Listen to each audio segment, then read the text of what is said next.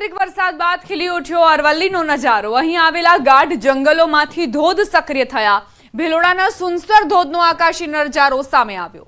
ધરતી માતા મંદિર પાસે ધોધના ભવ્ય દ્રશ્યો જોવા મળ્યા। ચોમાસા દરમિયાન આ ધોધ સક્રિય થતા જ પ્રવાસીઓ ઉમટી પડ્યા।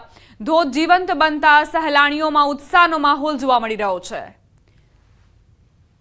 તો સુનસરનો આ ધોધ જેના આકાશી દ્રશ્યો સામે આવ્યા છે। ખડખડ વહેતું આ પાણી જાણે કે આંખો અને કાનોને શાંતિ આપી રહ્યો છે, આનંદ આપી રહ્યો છે। પ્રવાસીઓ અહીં ઉમટ્યા છે, ફોટો સેશન કરી રહ્યા છે। કઈ રીતે આખી પ્રકૃતિ સોળે કળાએ ખીલી ઉઠી છે તેનો આકાશી નજારો જુઓ। સુનસરનો આ ધોધ જેના અદ્ભુત દ્રશ્યો ડ્રોન કેમેરામાં કેદ કરવામાં આવ્યા છે।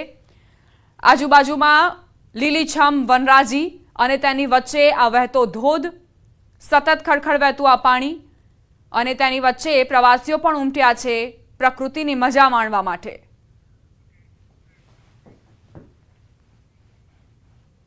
માણસને જીવતે જીવતો ખખડધજ રોડ નડે જ, પરંતુ ભાવનગરમાં તો માણસના મૃત્યુ પછી પણ આ રોડ નડે છે। તંત્રના પાપે મર્યા પછી પણ લોકોને શાંતિ ન મળતી। આ દ્રશ્યો છે ભાવનગરના કપરા વોર્ડના, જ્યાં રૂવાપરી રોડ પર અંતિમ યાત્રામાં પણ લોકોને હાલાકીનો સામનો કરવો પડ્યો। ખરાબ રસ્તો, કીચડ અને પાણીના ભરેલા ખાબોચિયાના કારણે અંતિમ યાત્રામાં લોકોએ પથ્થર મૂકી પસાર થવું પડે છે। મનપાના અધિકારીઓના પાપે કમનસીબે મોતનો મલાજો પણ નથી જળવાતો। ત્યારે અનેક વાહનો પણ કાદવ કીચડવાળા રસ્તામાં ફસાવવાના કારણે ભારે મુશ્કેલીનો સામનો કરવો પડી રહ્યો છે।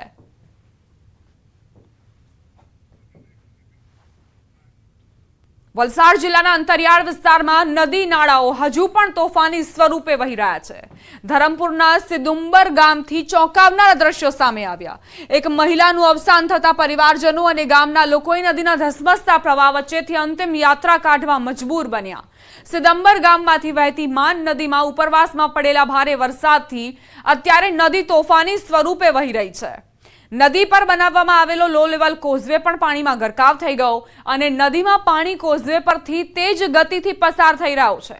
ત્યારે ગામમાં એક મહિલાનું મોત થતા ગામ અને સ્મશાન વચ્ચેથી નદી પસાર કરવી જરૂરી હોવાથી મૃતકના પરિવારજનો અને ગામ લોકોએ પોતાના જીવને પણ જોખમમાં મૂકી માન નદીના પ્રવાહમાંથી અંતિમ યાત્રા કાઢી। બે અલગ અલગ દ્રશ્યો તમને દર્શાવી રહ્યા છીએ। એક તરફ કાદવમાંથી કઈ રીતે ભાવનગરમાં અંતિમ યાત્રા નીકળી, રસ્તાની એટલી બિસ્માર સ્થિતિ, દયનીય પરિસ્થિતિ કે લોકો અહીં પથ્થર મૂકીને અને ત્યારબાદ એ રસ્તો પસાર કરતા જોવા મળ્યા। બીજી તરફ વલસાડમાં આ કોઝવે જે પાણીમાં ગરકાવ થઈ ચૂક્યો છે, ગામથી લઈને સ્મશાન વચ્ચે આ નદી પાર કરવી પડે તેવી સ્થિતિ છે, તેવી મુશ્કેલીઓ છે અને તે જ મુશ્કેલીઓમાંથી પસાર થતા આ લોકો જુઓ। અંતિમ યાત્રા પાણીના પ્રવાહ વચ્ચેથી નીકળી, કેવી મુશ્કેલીઓ આ અંતિમ યાત્રાને નડી હશે તેનો અંદાજ આપ લગાવી શકો છો।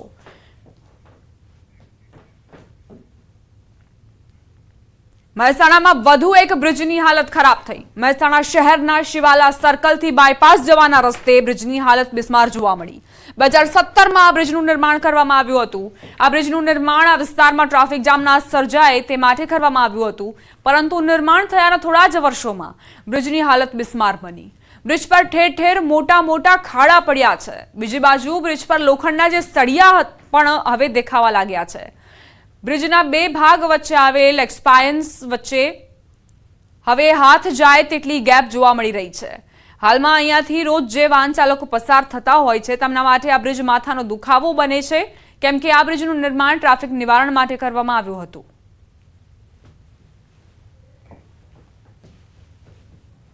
વાળા ને એમાં જો 2 વ્હીલર 3 વ્હીલર વાળા જે ખરા ને એ લોકોના તો નાના ટાયર વાળા એટલે આખી ગાડી તૂટી જાય ને એ ટાઈપની પરિસ્થિતિ છે। મહેસાણા જિલ્લામાં ચોમાસા બાદ અનેક જે રસ્તાઓ હોય છે તે બિસ્માર બન્યા છે। ત્યારે ન્યૂઝ 18 ગુજરાતીની ટીમ હાલમાં મહેસાણા શહેરના શિવાલા સર્કલથી બાયપાસ રોડ પર જે પુલ બનાવવામાં આવ્યો છે ત્યાં પહોંચી છે। તમે જોઈ શકો છો આ પુલની સ્થિતિ હાલમાં ખૂબ જ દયનીય બની છે। ત્યારે આ જે પુલ પર છે જે જોઈન્ટ એક્સપાન્સ હોય છે તેમાં પણ જે વચ્ચે ભાગ હોય છે તેમાં જગ્યા થતી જોવા મળી રહી છે। તમે જોઈ શકો છો પુલની આ સ્થિતિ હોય છે, ત્યાં હાથ જાય તેટલી જગ્યા હોય છે। આ જોઈન્ટ એક્સપાન્સ વચ્ચે જોવા મળી રહી છે.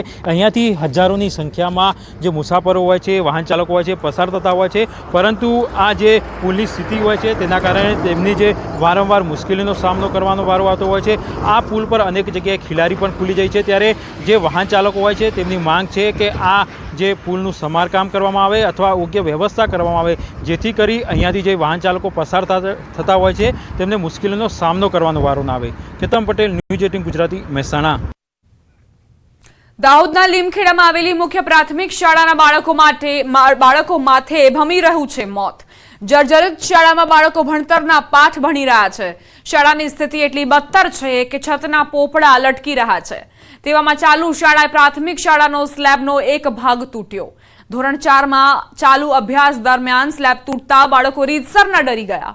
બાળકો વર્ગની બહાર હોવાથી મોટી દુર્ઘટના ટળી. આ તો એક ઓરડાની વાત છે. શાળામાં કેટલાય ઓરડાની આવી જ સ્થિતિ છે. બીજા જર્જરિત ઓરડામાં વિદ્યાર્થીઓનો અભ્યાસ ચાલુ હતો. જર્જરિત ઓરડામાં બાળકોને નહીં બેસાડવાનો છે નિયમ. શાળામાં મધ્યાહન ભોજનના ઓરડામાં પણ પ્લાસ્ટિક બાંધીને કામ ચલાવાતું હોવાનું સામે આવ્યું.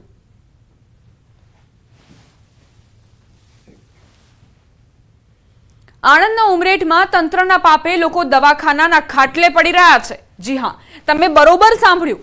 ઉમરેઠ શહેરમાં ઠેર ઠેર ગંદકી, ગંદુ પીવાનું પાણી, જેના કારણે મચ્છરજન્ય રોગચાળોએ માથું ઊંચક્યું છે.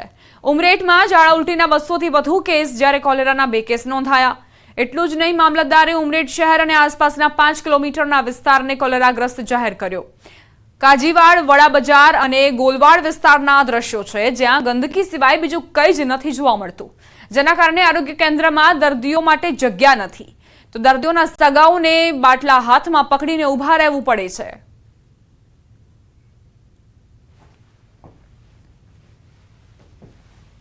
નગરપાલિકાની ઘોર બેદરકારી છે. નગરપાલિકા કોઈ સાફ સફાઈ, જ્યારે નગરપાલિકાને ફોન કરીએ છીએ તો નગરપાલિકાનો કોઈ કર્મચારી ફોન ઉપાડતો નથી. કહીએ છીએ તો ગોલ ગોલ ફરાવે છે. આજે દવાનો છટકારો બી ફોન કરીએ છીએ ત્યારે આવે છે, સાફ સફાઈ બી ફોન કરીએ છીએ ત્યારે આવે છે. ફરિયામાં કોઈ સાફ સફાઈ કરવા આવતું નથી. પાણીની લીકેજની જે પ્રોબ્લેમ છે, ગટરનું પાણીને જે નળનું પાણી છે એમાં જે કનેક્શન થઈ ગયું છે એમાં જે પ્રોબ્લેમ આવ્યો છે એમાં નગરપાલિકાની ઘોર બેદરકારી છે. એમાં ઠેર ઠેર કચરાના ઢગલા છે અને ઠેર ઠેર પાણીના ખાબોચિયામાં જે પાણી ગંદકી છે એના લીધે આ પ્રોબ્લેમ થયો છે. દર્દીઓનું કહેવું છે કે ગંદકી અને પીવાના ગંદા પાણીના કારણે આ સ્થિતિ સર્જાઈ છે. પીવાના પાણીની લાઇનમાં લીકેજ હોવાથી લોકો બીમાર પડે છે. તંત્રને અનેક રજૂઆત બાદ પણ સાફ સફાઈ ન થતી હોવાનો આક્ષેપ કરાઈ રહ્યો છે. જ્યારે મેલેરિયા અધિકારીએ સ્વીકાર્યું કે પાણીની લાઇનમાં લીકેજ છે, જેની પાલિકાને જાણ કરાઈ છે.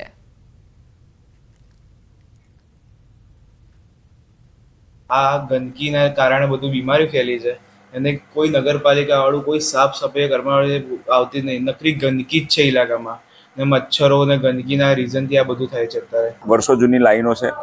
પાણીનું ક્લોરિનેશન પણ વ્યવસ્થિત થાય એના માટેના અમે પૂરતા પ્રયત્નો કરી રહ્યા છીએ. આમાં કેટલી જવાબદારી?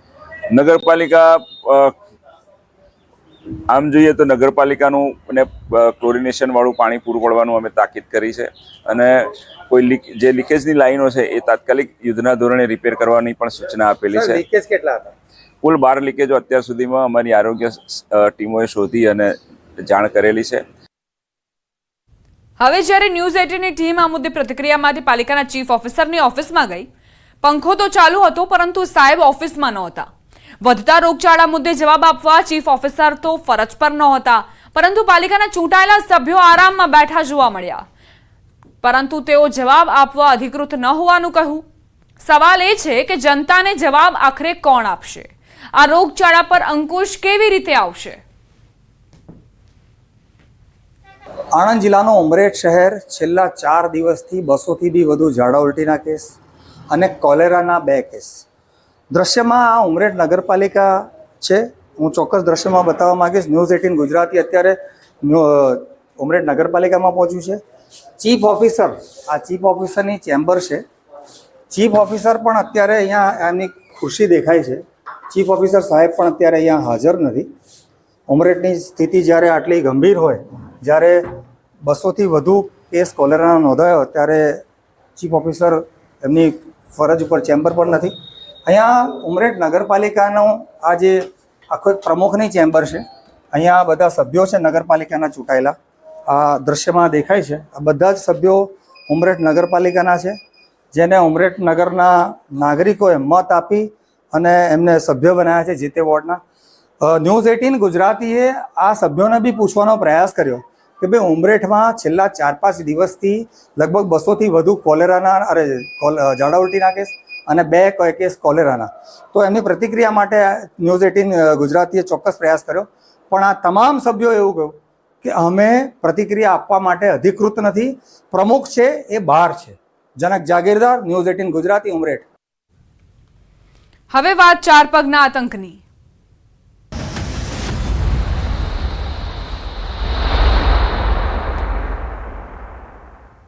ઘરની બહાર નીકળો તો સાવધાન થઈ જજો, કારણ કે પ્રાણીઓ હવે આવી ગયા છે રસ્તાઓ પર. આ 4 દ્રશ્યોમાં જોઈ શકાય છે કે મગર, કપિરાજ, સાપ અને રખડતા ઢોર જોવા મળી રહ્યા છે. અંકલેશ્વરના કોસંબડી રુદ્રાક્ષ રેસિડેન્સીમાંથી બૂટમાં ઝેરી સાપ દેખાતા ફફડાટ ફેલાયો. કોસંબડી ગામના રુદ્રાક્ષ રેસિડેન્સીમાં રહેતા એક વ્યક્તિ બહાર જવા નીકળ્યો અને પોતાના જૂતા પહેરવા માટે પગ નાખતા જ અંદર ખૂનખાર અને ઝેરી કોબરા સાપ સંતાયેલો હતો. સાપ બૂટમાં ફૂંફાડા મારતો હતો. ખેડાના બમરોલીમાં કપિરાજનો કાળો કહેર જોવા મળ્યો. 25 લોકોને વધુ ઘાયલ કર્યા. બાળકોથી માંડી વૃદ્ધોને વાનરોએ નિશાન બનાવ્યા. નાનકડા ગામમાં તોફાની વાનરના આતંકથી લોકો ઘરની બહાર નીકળતા ફફડી રહ્યા છે. વરસાદે વિરામ લેતા જ મગરો રસ્તા પર દેખાયા. ગીર સોમનાથના કોડીનારમાં મસમોટો મગર ચડી આવ્યો. કોડીનાર છાછર ગામે શિંગોડા નદીના બ્રિજ પર મગર ચડી આવ્યો. મગર બ્રિજ પર રાત્રે લટાર મારતો જોવા મળ્યો. દાહોદમાં 2 સ્થળોએ રખડતા ઢોરે આતંક મચાવ્યો. દાહોદમાં રખડતા પશુએ ટીઆરબી જવાનને અડફેટે લીધો. ફરજ પરના ટીઆરબી જવાનને રખડતા પશુએ અડફેટે લેતા જવાન ઘાયલ થયો. સાબરકાંઠાથી સમાચાર. રખડતા ઢોરનો આતંક જોવા મળી રહ્યો છે. પ્રાંતિજના રસ્તાઓ પર ઢોરનો આતંક જોવા મળ્યો. રોડ પર ગાડીઓ કરતા ગાયો વધારે નજરે પડી. અલગ અલગ વિસ્તારોમાં ઢોરનો ત્રાસ જોવા મળ્યો છે. રખડતા ઢોરના કારણે અકસ્માત સર્જાય છે, પરંતુ પાલિકાના અધિકારીઓ જે જાગવા તૈયાર નથી, કોઈ પગલાં લેવા તૈયાર નથી. રોડની વચ્ચે આ રખડતા ઢોરનો અડિંગો જોવા મળી રહ્યો છે. ઢોર હટી નથી રહ્યા, તેની કારણે ટ્રાફિક જામની સમસ્યા પણ સર્જાય છે, પરંતુ અધિકારીઓને જમીન પર કંઈ જ નથી કરવું. માત્ર ને માત્ર એસી ચેમ્બરમાં બેસીને હુકમ ચલાવવાના છે. કઈ રીતે રોડ પર ગાડીઓ કરતા વધારે ગાયો નજરે પડી તેની તસવીરો જુઓ. નાગરિકો પરેશાન થઈ રહ્યા હોય તો ભલે થતા હોય, પરંતુ અધિકારીઓના પેટનું પાણી પણ નહીં હલે. આ જ ઢોરના કારણે જો અકસ્માત સર્જાશે તો પણ જવાબદારીમાંથી છટકવા માટે અનેક બહાના અધિકારીઓ પાસે તૈયાર જ હોય છે. રોડ પર રખડતા ઢોરનું સામ્રાજ્ય જુઓ. પ્રાંતિજથી આ તસવીરો સામે આવી, જ્યાં તમને વાહનો કરતા વધારે ગાયો નજરે પડતી હશે, ઢોર નજરે પડતા હશે, અને તેના કારણે જો અકસ્માત સર્જાય તો નાગરિકોના જીવ પર આવી જાય.